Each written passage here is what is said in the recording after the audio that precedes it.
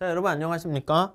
자, 여러분 이중구 이창용 교수님의 경제학 원론 제2강 시작하도록 할게요. 자, 이번 시간에는요 챕터 2장 경제학의 연구 방법인데요. 여기서는 경제학에 사용되는 몇 가지 용어라고 할까? 그런 것들을 살짝 소개하는 시간으로 생각하시면 되겠습니다. 약간 어려울 수 있는데 부담 없이 경제학에서 사용하는 여러 가지 수학적 용어라든가 등등등 그런 것들을 살짝 말씀드리도록 할게요.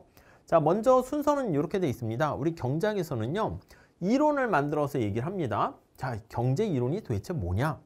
근데 현실이 너무 복잡해서요 이거를 단순화시켜서 모델, 모형을 만들게 되는데 이 모형이 무엇인가 설명드리고요.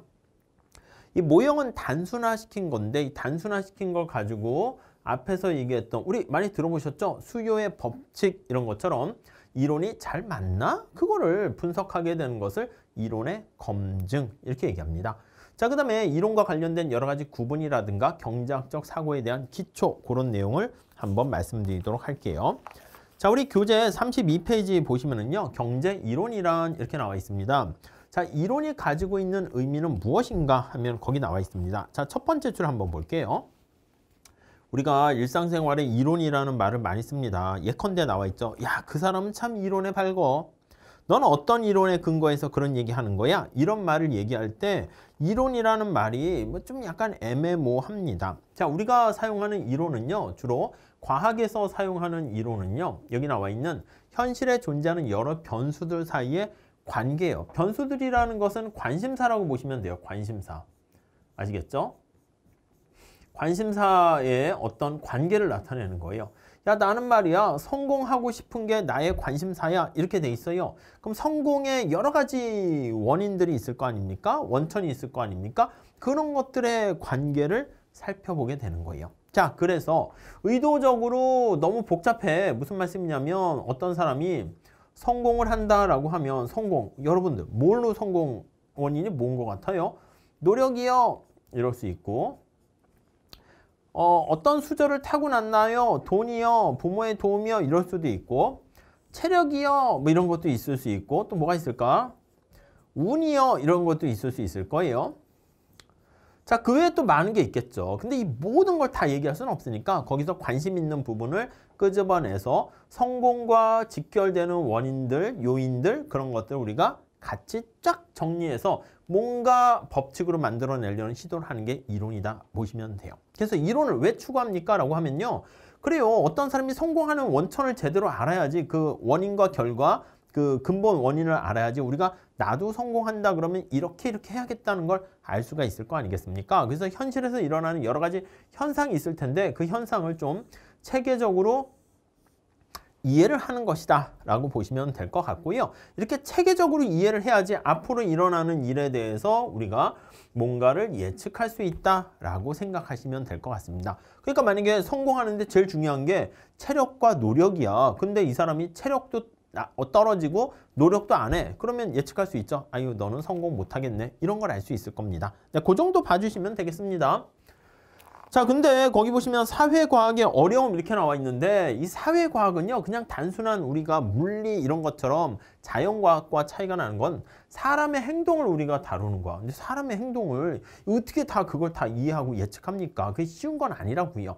그래서 경제학은요 야, 사람의 한 명 한 명의 행동을 다 예측하는 건 어렵기 때문에 이게 아니야. 개인의 행동과는 달리 경제학에서 관심 있는 건요 집단, 사람들이 모여있는 집단의 행동에 관심을 갖게 됩니다. 자, 그렇게 되면 대한민국 사람 전체 행동은 어떻게 할 것인가? 사과 가격이 올라갈 때 소비를 더 많이 줄이고 사과 가격이 싸지면 더 많이 증가시킨다. 그런 행동. 물론 이상한 사람도 있지. 가격이 비싸졌더니 더 사는 사람도 있는데 대한민국 전체 평균 느낌으로 보시면 되겠어요. 평균 측면에서 봤을 때는 상당히 예측 가능하고 안정적이다라는 것을 알 수 있습니다. 그걸 우리가 대수의 법칙이다 이런 표현을 써요. 한 개개인들은 다른 특이한 아웃라이어라는 돌연변이 같은 행동을 할 수 있겠지만 한 개인으로 구성된 전체 집단을 놓고 본다라고 했을 때는요. 각 개인의 반응에서 나타나는 우연적인 그러한 측면이 상쇄되기 때문에 우리가 전체적인 측면에서 뭔가 규칙성을 찾아낼 수 있겠다라고 보시면 되겠습니다. 아셨죠? 자, 그래서 우리가 33페이지 가보시면 인간 행동의 예측 가능성, 대수의 법칙 나와 있고요. 그 다음에 우리가 경제학적인 이코노미 모델이라는 것을 얘기합니다. 현실이 너무 복잡해요. 그 복잡한 현실을 우리가 다 얘기하기에는 너무 말 그대로 어떻게 어디부터 풀어나가야 될지 알 수 없어요. 그렇기 때문에 우리가 단순화 시켜가지고 축소로 만들어 놓게 됩니다. 자, 그래서 경제가 어떻게 움직여 가는지 이해하기 쉽게 만들어 놓은 게 바로 경제 모형이다, 이렇게 보시면 되겠습니다. 우리 왼쪽에 그림 보시면 32페이지에 피카소의 거울 앞에 소녀 이렇게 나와 있잖아요. 피카소가 그린 그림은 어떻게 됩니까? 추상화라고 하죠. 그 어떤 사람들의 특징을 꼭 집어가지고 핵심되는 부분만 딱 이렇게 표현을 하게 되는 걸 알 수가 있습니다. 그런 게 바로 경제 모형이다, 이렇게 생각하시면 되겠어요. 자, 모형을 표현하는 방법은요, 우리가 경제학에서 많이 쓰는 게 수식을 이용하기도 하고요, 그래프를 이용해서 설명하기도 합니다. 근데 이게 다가 아니야. 아시겠지만 여러분들 경제학에서 좀 저는 경제가 어려워요 하면은 수식을 많이 써서 어렵다, 그래프가 어렵다, 이렇게 볼 수 있는데 그것은 하나의 어떤 표현하는 언어라고 생각하시면 될 것 같고요. 우리의 또 궁극적인 거는 이제 서술형, 말로 설명하는 것도 굉장히 중요합니다. 자, 근데 우리가 수식이라든가 그래프 같은 걸 왜 사용합니까? 라고 하면 간결성과 엄밀성, 이런 것들 측면에서 장점이 있어요. 예를 들면 수요의 법칙을 말로 설명하면 어떻게 돼요? 가격이 올라가면 사람들이 물건을 조금 사고, 가격이 싸지면 소비량이 증가하고, 이렇게 막 얘기하잖아. 근데 너무 길어요. 너무 길고 정신이 없어. 근데 만약에 그림을 이용한다라고 하면, 그림을 이용하게 되면은 여기다가 사과의 수량이 있어요. 거래량이 있고, 수직 축은 사과의 가격이 있습니다. 얘가 우하향한다, 이렇게 표현을 하게 되면 어떻게 되는 거야? 가격이 싸지면, 여기 가격이 싸지면, 우리 다음 챕터에서 보게 될 텐데, 가격이 싸지면 이렇게 거래량이 증가하게 되는 뭐 이런 것들을 우리가 얘기를 할 수가 있을 거예요. 이해가시죠? 가격이 비싸지면 소비량이 감소하는 거, 이렇게 볼 수가 있을 거고요. 근데 이거를 만약에 우리가 뭔가 식으로 표현한다 그러면 한 줄의 함수식으로 표현할 수 있어요. 그래서 여기 보시면 수량이라는 게 있는데 뭐에 의해서 영향받는다? 가격이라는 어떤 변수에 대해서 이렇게 펑션 관계가 있다는 겁니다. 그렇게 얘기하면 가격이 변화했을 때 수량이 구입량이에요. 어떻게 영향을 미치는가라고 했을 때 이게 마이너스 관계다라고 얘기를 하게 되면요. 그렇죠. 마이너스 관계가 된다라고 하면 이게 우하향하는 걸로 알 수 있고, 이게 말로 설명하는 것보다 우리가 그래프를 보여주거나 이렇게 식으로 하면 훨씬 더 심플해요. 아니, 어떤 사람을 소개시켜줘. 그랬을 때 말로 설명하려면 그 사람이 머리가 어떻고 눈이 2개고 코가 있고 이렇게 하는 것보다 사진을 찍어가지고 주게 되면 그냥 간단하게 그냥 끝나는 거잖아요. 무슨 말씀인지 아시겠죠? 그래서 우리가 이러한 표현 방법을 가지고 사용을 한다라고 보시면 되겠어요. 자, 경제 모형의 어떤 구성 요소는 뭐가 있습니까? 라고 하면요. 자, 34페이지 보시면 변수라는 게 있어요. 변하는 수예요. 그래서 여러 가지 다른 값을 취할 수 있는 수가 되고요. 변수들과의 함수 관계로 표현을 합니다. 첫 번째 줄에 가격이라든가, 가격은 각각 막 변할 수 있어요. 상품의 양, 이자율, 국민소득, 이런 것들이에요. 그래서 가격, 프라이스 또는 상품의 수량, 아니면 이자율, 이런 것도 다 변하죠. 이게 다 변수야. 아시겠죠? 아니면 국민소득, 우리가 GDP 이렇게 얘기할 건데 이런 것들도 다 우리는 변수다, 이렇게 생각하시면 되겠습니다. 자, 그 다음에 밑에 두 번째 가정이 있습니다. 가정이라는 게 어썸션이라고 하는데 어떤 거에 대해서 분명하게 잘 모를 때 이러이러할 것이다 라고 일단 인정하고 들어가는 겁니다. 그래서 만약에 어떤 사람이 좀 약간 정상적인 사람이라면 이렇게요. 그랬을 때는 가격이 하락하면 물건을 많이 사고, 가격이 비싸지면 물건을 조금 산다, 이런 것처럼요. 그래서 우리가 뒤에는 이렇게 세터리스 페리부스라는 걸 많이 보게 될 텐데, 다른 조건들이 일정하다면 이렇게 해요. 그러니까 소득이 일정하다면 가격이 떨어질 때 사람들은 물건을 많이 사고, 소득이 일정하다면 가격이 비싸지면 소비량이 줄어든다. 그런 식으로 할 때 우리가 얘기 많이 하게 될 겁니다. 자, 그런 얘기가 거기 쭉 나와 있으니까 가볍게 보시면 될 것 같습니다. 자, 그 다음에 우리 35페이지 가보시면 그래서 우리가 가설이라는 걸 세우게 됩니다. 분석의 결과로서 얻어지는 명제를 뜻하는데요. 이게 조건부 예측이라는 표현을 써요. 그래서 어떠한 가정하에서, 어떠한 조건하에서 뭐가 어떻게 될 것인가, 이렇게 설명하는 게 바로 가설, 이렇게 보시면 돼요. 첫 번째 줄에 보세요. 가설은 여기 나와 있는 것처럼 분석의 결과로 얻어지는 명제를 뜻하는데요. 자, 두 번째 줄 조건부 예측이라는 표현 잘 나와 있죠. 자, 세 번째 예가 있는데 한번 예를 볼게요. 자, 뭐가 있습니까? 거기 한번 보시면 네 번째 줄 보시죠. 소비자의 소득이 올라가면 쌀 수요량이 증가할 것이다. 더 커질 것이다. 이거라든가 그렇죠. 그렇게 예상하는 거야. 통화량이 증가하면 이자율이 떨어질 것이다. 그런 것들이 전부 다 우리가 조건부 예측이라는 가설 이렇게 보시면 되겠습니다. 자, 그 정도 봐주시면 될 것 같고요. 자, 우리 경제학에서는요. 코릴레이션이라는 상관관계랑 코제이션이라는 인과관계 요게 약간 느낌이 다릅니다. 상관관계는요. 말 그대로 두 변수 간에 뭐 성격은 약간 분명하진 않은데 어떤 관계가 존재합니다. 이 관계라는 것을 살펴보는 게 상관관계고요. 인과관계라는 것은요. 여기 보시면 어떤 하나의 변수에 생긴 변화가 다른 변수의 변화를 유발하는 거예요. 그래서 원인과 결과를 나타내요.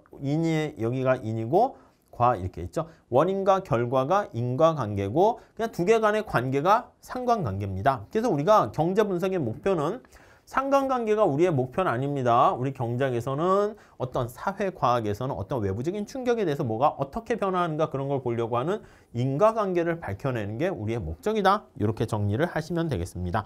뭐 어려운 내용은 아니니까 넘어가도록 하겠고요. 구체적인 몇 가지 예를 통해서 한번 살펴보도록 할게요. 어떤 상관관계가 인과관계를 의미하지 않는 이유가 있을 수 있습니다. 오미티드 된 어떤 베어리어블이 있을 수 있어요. 누락하게 된 변수가 있을 수 있는데 자, 거기 36페이지 가보시면 두 번째 단락에 볼게요. 에어컨이 잘 팔리는데 청량음료가 많이 팔렸어. 자, 그러니까 우리가 가만히 이렇게 그래프를 보니까 에어컨의 판매수 이렇게 되는 거예요. 판매수. 자, 에어컨이 얼마나 팔렸는가 나와 있는데 콜라의 판매수라고 할게요. 콜라의 판매수. 콜라의 판매량 이렇게 할게요. 판매량. 자, 두 개 점을 찍었는데 콜라의 판매량과 에어컨의 판매량이 이렇게 뭔가 플러스 양회 관계를 얻게 된다는 걸 알 수가 있습니다. 그렇죠. 자, 그러면 이걸 가지고 우리가 자칫 잘못할 수 있어요. 이걸 인과관계로 착각하게 되면은 야, 에어컨이 많이 팔리니까 콜라가 많이 팔리는구나. 아니면 콜라가 많이 팔리니까 에어컨이 많이 팔리는구나. 자, 그러면 콜라를 많이 팔게 되면 에어컨도 많이 팔리겠지? 이런 엉뚱한 결과를 초래한다고요. 지금 그게 아니라 여기에 나와 있는 이거는 바로 뭐냐 하면요. 여기 있는 것처럼 더위라는 제3의 변수가 있는 거야. 그러니까 사람들이 더워서 어떻게 돼요? 맞아. 더위라는 충격 때문에 에어컨을 많이 사게 되는 것이고요. 그 다음에 날씨가 덥잖아. 그러니까 이쪽 가서 아유 더워 이래서 탄산음료 콜라를 많이 구입하게 되는 거야. 그러니까 사실은 이 충격의 원인은 얘가 원인인데 이것 때문에 얘네 둘의 관계가 이렇게 발생하는 거잖아요. 근데 자칫 해가지고 콜라와 여기 나와 있는 에어컨과의 관계로 인과관계를 착각할 수가 있습니다. 주의해야 된다는 것이죠. 자, 그리고 또 두 번째는 인과관계가 존재하는 경우에도 원인과 결과를 정확하게 판별하는 것은 좀 어려울 수가 있습니다. 그래서 부유한 사람일수록 상대적으로 더 건강한, 그러니까 이게 가만히 보시면 건강한 게 유전자 때문인지 부유해서 그런지 이게 좀 애매할 수 있단 말이에요. 그리고 역의 인과관계가 있을 수 있습니다. 자, 이거를 수평축에 다른 걸로 한번 볼게요. 무슨 말씀이냐면 여기 새로 꺼내서 한번 봅시다. 여기다. 아니 우리가 보니까 데이터의 관계를 보니까 여기 경찰이 많아져요. 경찰관 수예요. 그랬더니 여기 범죄수, 도둑의 수야. 도둑의 수 이렇게 돼 있습니다. 그래서 점을 찍어보니까 이렇게 되는 거야. 아니 이건 뭐야. 경찰이 많아지니까 도둑이 많아졌구만. 이렇게 얘기를 할 수 있다고요. 이렇게 하면 안 되는 거 아니겠습니까? 아니 도둑이 많아가지고 경찰이 많아진 거지 경찰이 많아서 도둑이 많아진 건 아니잖아요. 근데 이거를 인과관계를 원인과 결과를 자칫 잘못해서 플러스 관계다 라고 해서 잘못 이해할 수가 있게 됩니다. 그래서 그런 얘기가 거기 나와 있으니까 한번 보시면 될 것 같습니다. 자, 그리고 이제 뭐 37페이지에 뭐 읽을 거리 뭐 코카콜라 지수 나와 있는데 그거 한번 여러분들이 봐주시면 될 것 같고요. 자, 우리가 이제 현실에서 어떤 이론을 이제 우리가 만들었어요. 가설 같은 걸 세워가지고 이제 그거를 통계 자료를 통해 가지고 우리가 뭔가 이론을 만들어낸다면 그걸 검증하려고 합니다. 근데 그게 통계 자료에 입각해서 판단할 때요. 자칫 오류에 빠질 수 있습니다. 그게 이제 타입 1 오류와 타입 2 오류 이렇게 나와 있습니다. 그래서 보통 어떤 가설이 원래 맞는데 틀리다 평가할 수 있고요. 이건 통계학에서 얘기하는 뭐 가설 검증할 때 얘기하는 거죠. 어떤 가설이 1종 오류, 2종 오류 뭐 이렇게도 하는데 어떤 가설이 실제로는 틀린데 맞다고 평가하는 경우가 있습니다. 그래서 유명한 칼 포퍼라는 학자는 뭐라고 했냐면 어떤 가설이 맞음을 적극적으로 입증하는 것은 어렵다. 그러니까 우리 백조는 뭐야? 백조. 하얀 새 아니겠습니까? 근데 이게 백조가 희다 이렇게 얘기하면 지구상에 존재하는 모든 백조를 다 찾아가지고 하얗다 이렇게 봐야 되는데 그럼 어떻게 그렇게 하기는 어렵다고요. 그럼 어떻게 해야 됩니까? 그렇죠. 반증을 하는 거야. 야, 깜장 백조가 있다라는 걸 발견해내면 백조는 모두 희다 이렇게 표현을 할 수 없는 거잖아. 블랙스완이라는 표현을 쓰게 된다고요. 그래서 거기 보시면 밑에서 5번째 줄에 어떤 사람이 모든 백조는 다 백색 깃털을 갖고 있다라는 명제를 제시했는데 이 세상의 모든 백조를 다 관찰하기는 어렵기 때문에 한 마리의 검은 백조를 관찰할 수 있으면 이렇게 반증이 가능하다 이렇게 보시면 될 것 같습니다. 아셨죠? 네, 그 정도 정리하시면 될 것 같습니다. 자, 그 다음에 우리가 4절에서 경제 이론의 구분 이렇게 나와 있는데 우리 경작은요 바라보는 게 미시경작, 마이크로와 그리고 거시경제 클 것 짧습니다. 매크로로 접근하기도 합니다. 마이크로는 뭐냐면요. 요런 단어를 잘 체크해 주세요. 뭐냐면 아이고 색깔을 뭐 요걸로 합시다. 자, 개별이라는 말이야. 마이크로가요. 이게 좁게 보는 거야. 그래 가지고요. 뭐냐면 현미경을 가지고요. 현미경을 가지고 숲속에 있는 나무를 하나하나 살펴보는 게 바로 미시경제학이고요. 거시경제학은요. 말 그대로 크게 보는 겁니다. 클 것자를 써요. 그래서 거시경제학 같은 경우에는 클 것자를 써가지고요. 경제 전반이라는 말 있죠. 그래서 앞에다가 총자를 붙여요. 총생산량, 총고용량 이렇게 총 가격을 다 합친 것을 물가 수준 뭐 이런 식으로 얘기합니다. 총체적인 변화에 관심을 가져요. 그래서 우리가 숲 전체를 가지고 뭘 가지고 망원경을 가지고 멀리서 이렇게 분석하게 되는 게 바로 거시경제학이다 이렇게 보시면 되겠어요. 그래서 여기 숲이 이렇게 있어요. 숲이 쫙 이렇게 있어. 숲이 이렇게 있는데 거기에서 여기 나무가 이렇게 있습니다. 꽃과 나무가 있어요. 뭐 이왕 하는 김에 색칠 공부도 한번 해볼까요? 나무들이 이렇게 있어요. 아이고 그만 색칠할게요. 하나만 더 합시다. 여기 나무에 여기 보시면 이렇게 나무 가지도 이렇게 있고 뭐 그거만 좀 이쁘게 됐네요. 꽃과 풀 이런 것도 있어요. 자, 그랬을 때 지금 본 것처럼 이 나무나 풀 하나하나씩 살펴보는 게 미시, 현미경 가지고 세세하게 보는 거예요. 그래서 개별이라는 단어 잘 체크해 달라고 그랬죠. 그래서 개별 시장, 사과면 사과, 배면 배 하나하나씩 보는 거고요. 거시는 이거를 전체적으로 보는 거예요. 전체적으로 망원경을 가지고 숲 전체를 살펴보는 게 바로 거시경제학이다. 이렇게 보시면 돼요. 그래서 밑에 그림도 있잖아요. 숲을 바라보는 관심이 거기 보시면 나무가 있고 숲 전체가 있고 꽃 이렇게 나와 있는 거 알 수가 있습니다. 자, 그 다음에 우리가 이제 거시와 관련해서는요. 파지티브라는 실증 경제 이론이 있고요. 규범 경제 이론이 있어요. 실증은요. 말 그대로 이거야. 있는 그대로의 현실. 팩트라고 보시면 돼요. 팩트. 어떤 팩트에 대해서 우리가 보통 뭐 신문이나 이런 거 보면 팩트 체크하잖아요. 그게 바로 실증이야. 있는 그대로. 그거를 통계 같은 걸 통해서 그대로 보는 것이고 규범이라는 것은요. 노마티브라는 얘기는 바로 뭐냐면 뭐가 바람직한가 이렇게 살펴보는 거예요. 약간 이거는 객관적입니다. 실증 경제학은 객관적이다 이렇게 얘기할 수 있고요. 그리고 여기 규범 경제학은 주관적이다 이렇게 보시면 되겠습니다. 주관적 아시겠죠?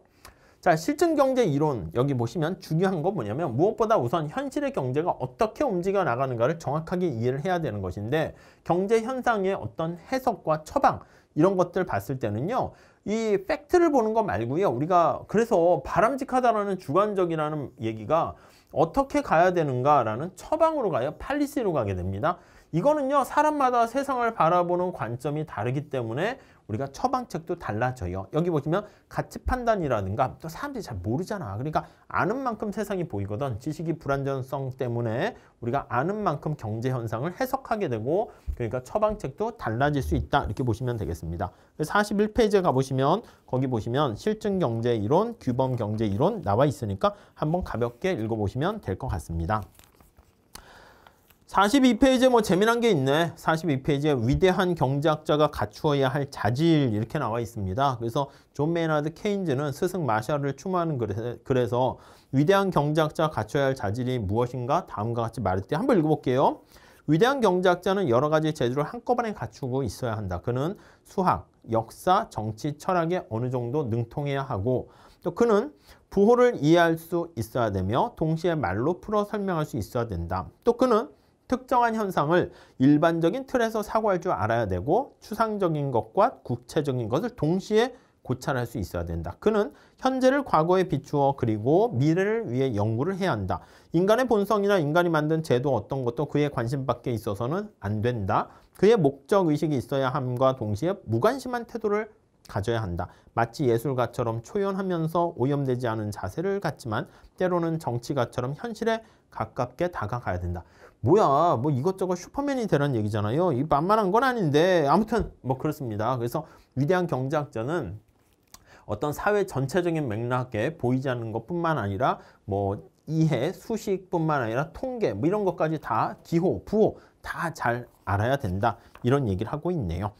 자, 그 다음에 우리 거기 보시면 경제학적 사고의 기초 몇 가지 내용을 한번 볼게요. 이게 맨퀴 경제학 같은 책에서도 뭐 세상을 지배하는 뭐 10가지 법칙 뭐 해가지고 쭉쭉쭉 이렇게 설명하고 있는데 여기서도 경제 원론 처음 시작서부터 끝날 때까지 이렇게 아우르는 어떤 공통된 뭐라고 할까? 원리라고 할까? 그거에 대해서 한번 보도록 할게요. 자, 우선 첫 번째 뭐가 있습니까? 라고 하면요. 교재 44페이지 보시면요. 세상에 공짜는 없다. 공짜라는 게 뭔가 대가를 치르는 거예요. 대가를 치르지 않는 거니까 공짜가 없다라는 것은 대가를 치른다는 것이고요. 자, 공짜가 없으니까 반드시 뭔가 비용이 든다라는 거 알 수가 있습니다. 자, 여기서 말하는 기회비용이 기회비용입니다. 어떤 걸 선택하게 되면은 이 기회비용 반드시 뭐에 따른 비용이 발생한다라는 거 그게 바로 1번 얘기가 되고요. 우리가 프리런치가 있는 것처럼 공짜 점심이라고 해요. 근데 이 공짜는 없다라는 거 보시면 되겠습니다.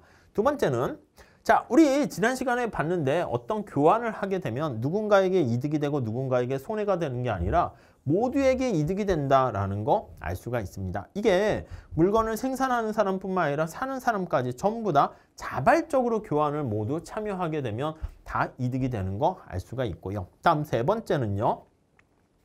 수요와 공급의 힘을 거스르기는 굉장히 힘들다. 이렇게 되는 거 알 수가 있습니다. 자, 그래서 우리가 가끔 수요 공급의 원리가 뭐라고요? 시장이에요, 시장.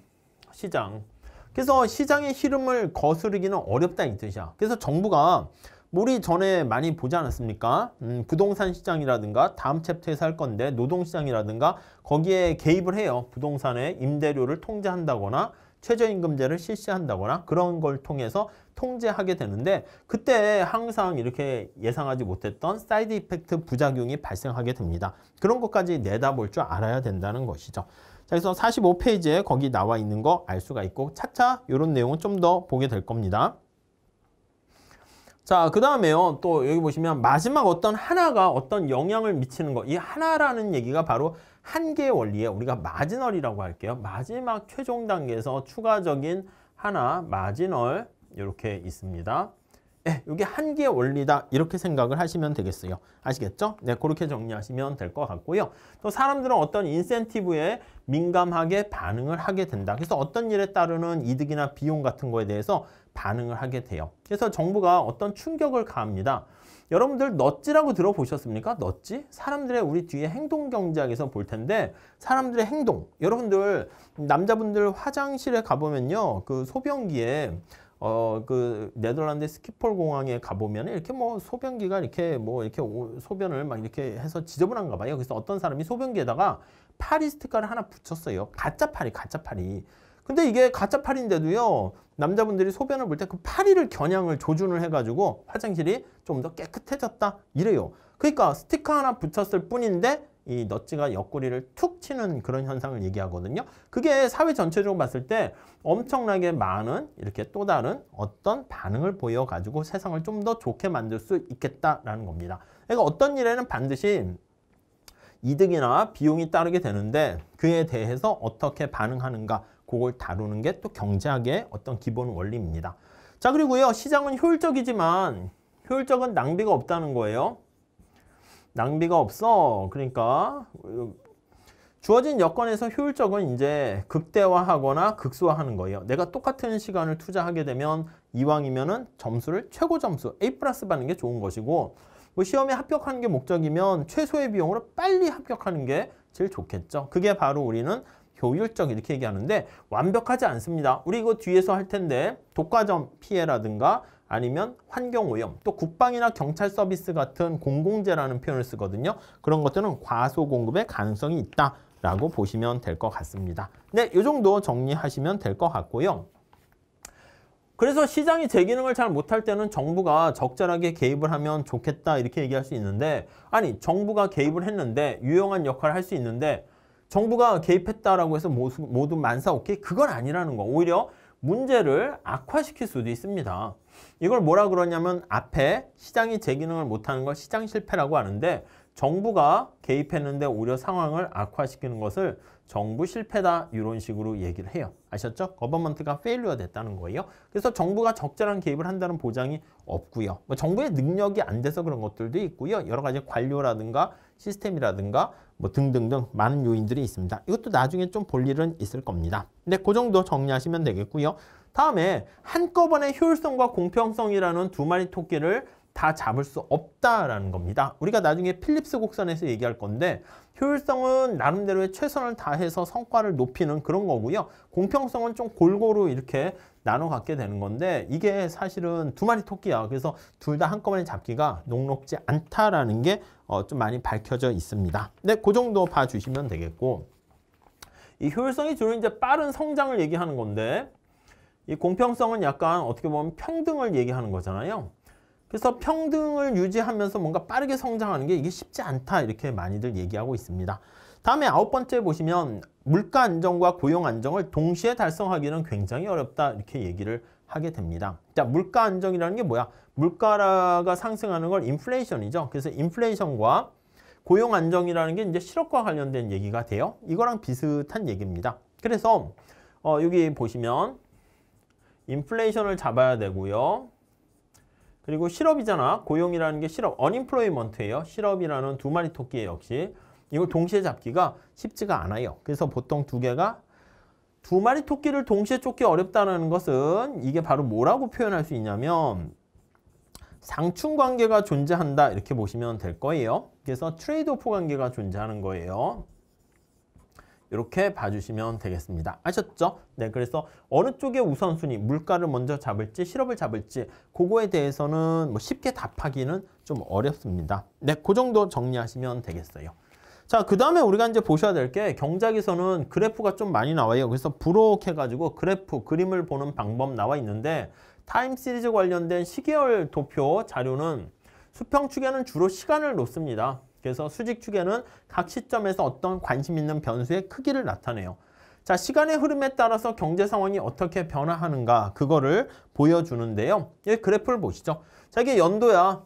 시간이 감에 따라서 1970년대부터 주르륵 갑니다. 자, 우리 교재 50페이지에 보시면 나와 있어요. 51페이지에 나와 있죠. 자, 그래서 거기 보니까 그림으로 나타낸 1인당 국민소득 변화. 이게 수평축이 타임, 시간이 되는 것이고요. 이쪽이 1인당이야. 1인당 국민소득이요. 국민 전체의 평균적인 소득이다. 이렇게 보시면 돼요. 그래서 얘가 이렇게 빨리 올라가면 경제가 좀 성장하는군 이렇게 돼 있다가 여기가 이렇게 좀 떨어지게 되면 뭔가 나락으로 침체가 되는군 이렇게 나와 있는 거 알 수가 있겠습니다. 뭐 그냥 뭐 신문에서 많이 볼 수 있는 그래프니까 넘어갈게요. 또 좌표 같은 경우에는 두 변수의 값을 수평축과 수직축에 이렇게 표현해서 점을 찍게 됩니다. 두 변수 간의 어떤 인과관계를 이렇게 표현을 하게 되는 거 알 수가 있고요. 세 개가 있게 되면 우리가 칠판에 그림을 그리기가 어려워요. 관심사가 되는 변수가 이렇게 두 개가 있으면 여기다 X변수, Y변수 이러면 좋은데 Z라는 새로운 변수가 있어요. 예를 들면 Z라는 게 있으면 여기다가 X, Y, Z 이렇게 돼야 되니까 칠판에다 그림을 그리려면 이렇게 돼야 된다니까요. 이렇게 X, Y, Z 이렇게 돼요. 그럼 그림이 3차원에 그려야 되는데 어렵잖아. 그러다 보니까 우리가 어떤 방법을 주로 이제 경작에서는 사용할 거냐면 이거예요. 우리 했잖아. 세터리스 페리부스에서 관심 없는 변수는 일정하다는 가정 하에서 얘기를 하는 그래프를 많이 보게 될 겁니다. 자, 그 정도 정리해서 보시면 될 것 같습니다. 자, 그 다음에 우리 거기 그쵸, 52페이지에 가보시면요. 이게 노동의 투입량이고요. 그 다음에 이게 최소의 생산량이야. 우리 생산함수에서 얘기할 거예요. 최소의 생산량을 Q라고 하면 여기 노동의 투입량이 이렇게 나와 있어요. 기본적으로 전반적으로 플러스 관계에 있는 거 아시겠죠? 이렇게 플러스 관계에 있으니까 아, 노동이 증가하게 되면은 아웃풋이 증가하는구나. 그런 것들을 읽어낼 수가 있겠다라고 보시면 될 것 같습니다. 한번 가볍게 봐주시죠. 자, 그리고 곡선과 관련해서는요. 오목하다, 볼록하다 이런 얘기를 하게 됩니다. 오목함수, 볼록함수 이렇게 나와 있는데 어떤 함수의 이계도 함수가 모든 값에 대해서 음액값 이런 것들보다는 우리가 그래프를 직접 보는 게 좋거든요. 그래가지고요. 여기 나와 있는 것처럼 이렇게 밑에서 이제 보고 많이 얘기합니다. 오목한 곡선, 얘는 볼록한 곡선 이렇게 얘기를 하고요. 그 다음에 얘도 원점에 대해서 기준이 있어요. 오목한 곡선, 원점에 대해서 이 경우는 볼록하다 이렇게 표현을 하게 됩니다. 자, 그래서 그래프가 뭐 우하향한다, 아니면 우상향한다, 직선이다 그런 것도 나와 있고 여기서는 오목하다, 볼록하다 이런 얘기가 나와 있으니까 그런 내용 조금 체크해서 보시면 될 것 같습니다. 자, 그 다음에 이제 55페이지에 요약이 나와 있고요. 그 다음에 56페이지에 보시면 역시 우리 연수 문제가 몇 개 나와 있습니다. 이것도 괜찮은 문제긴 해요. 근데 나중에 이것도 한번 풀어드리는 어떤 기회를 가져볼까 합니다. 아셨죠? 자, 그래서 챕터 2장은요. 우리가 경제학을 공부하다 보면 발생하는 뭔가 맞닥뜨리게 되는 여러 가지 경제 관련된 용어들에 대해서 좀 설명드렸고요. 그리고 경제학은 크게 미시경제학과 거시경제학으로 나뉘게 되는데 그거에 대한 내용을 간단하게 소개해드렸다라고 보시면 되겠습니다. 그리고 경제학을 설명하는 방법은 크게 서술형, 말로 설명하는 방법이 있고요. 그 다음에 그래프를 통해서 설명하는 방법이 있고 또 그걸 수식으로 설명하는 세 가지 방법이 있는데 세 가지 전부 다 케인즈가 말한 것처럼 능통하게 잘 하셔야 되겠습니다. 자, 이렇게 하시고요. 우리가 본격적으로 다음 시간에는요. 경제학이 시장에 대해서 다루는 학문이거든요. 시장에는 물건을 사는 사람과 파는 사람이 존재하게 되는데 그 사는 사람을 수요라고 그러고 파는 사람을 공급이라고 그러잖아요. 그 수요 공급에 대해서 우리가 살펴보도록 하겠습니다. 자, 다음 시간에 이어서 같이 공부해 보도록 하겠습니다. 감사합니다.